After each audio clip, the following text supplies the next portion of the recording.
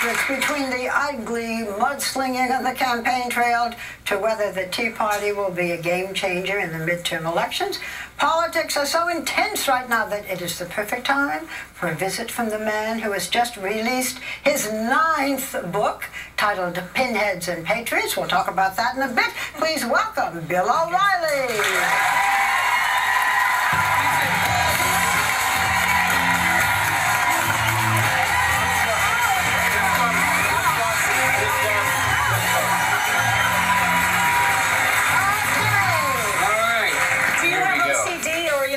Germ phobias? Is that why you do this? No, I just want to get to the chase here, you know?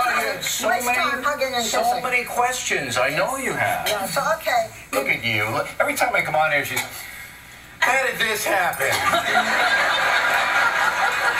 Bill, I have a case of gas. That's all that's wrong. It's not you. Seems to happen when you're here. I know, I was going to say, some right-wing plot or something. No, just gas. Just gas. Well, so while we're gassing here, so Republicans, November election, they say that the Republicans are going to come out on top. What do you think? You know, it's hard to predict this stuff because, stuff goes in and out, and it's tightening up in places like West Virginia and Washington State now. So I don't make predictions, but I will say it is a referendum on President Obama. That is what this vote is about. It's not about the individual candidates. It's about him. And people on the right, conservative people, are angry, so they're more likely to come out than the people on the left. Are you angry? Not really, because, I mean, the Fox News Channel did not suffer in this recession. We prospered in this recession, and I feel kind of guilty about it, because a lot of my friends, working-class people, are not doing well. But we did great. So, I'm not angry about that. I'm always a little teed off about politics because I think they're a bunch of phonies, and I don't think most of them look out for us in either party. Well, I know your show is always a Bill O'Reilly's show gets big numbers. I know that, Bill. But now you're up against Spitzer. Who? Elliot Spitzer on CNN. Not everybody's as inside as you are. No, Elliot Spitzer is on CNN opposite Bill O'Reilly. Well, we wish him well. It's a competitive marketplace, and he's there. He gets his shot. You don't really wish him well, but that's... No, I really don't. I don't care what he does. I mean, I'm not that kind of guy. You. I don't think. But look, I'm not one of these guys, I want to kill him. There's a few people I want to kill, but he's not one. Who do you want to kill? Who do you want to kill? You're looking at me very sexually.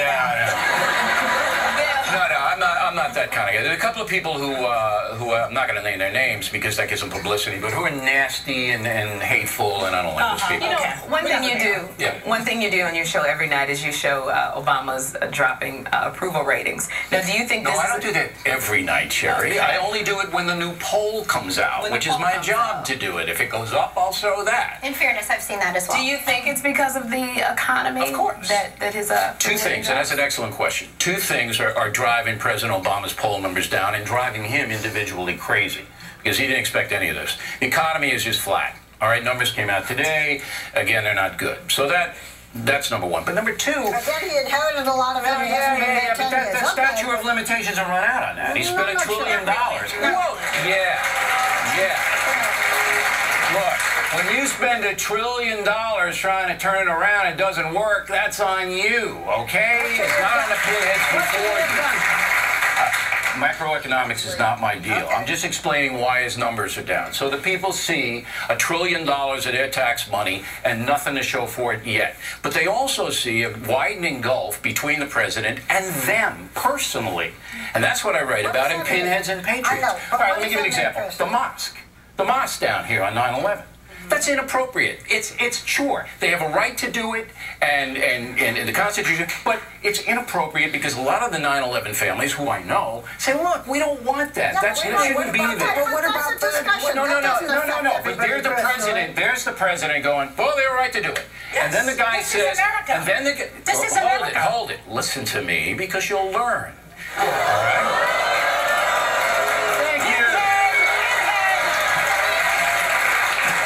Says to the press, yeah, they have a right to do it, and that's true. Yeah. And then the question is, but what about the wisdom of it, Mr. President? And he goes, I'm not going to comment. Whereupon everybody in the country goes, what? Well, wait a minute. Let me ask you this. That is the gulf between Let me ask you this. So you're saying that that Americans are not smart enough to recognize that while it is part of our Constitution to say freedom of religion and freedom to worship, and there were 70 families who are Muslim who also died in that building. So you're saying that that his saying that they have the right to do it and not saying any more than that is why his approval rating is going down? I'm showing that there is a gulf between Americans wanted to know what his opinion was on the issue, and he wouldn't give it. We're Americans. That's one thing.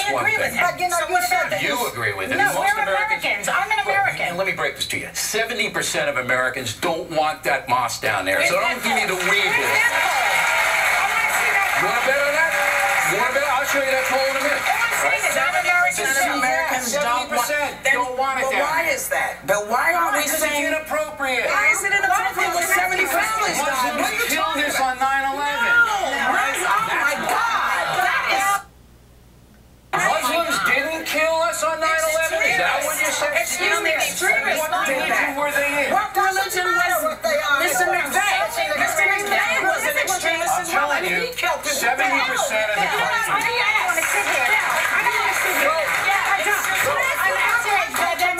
You're outraged about Muslims killing us on 9/11.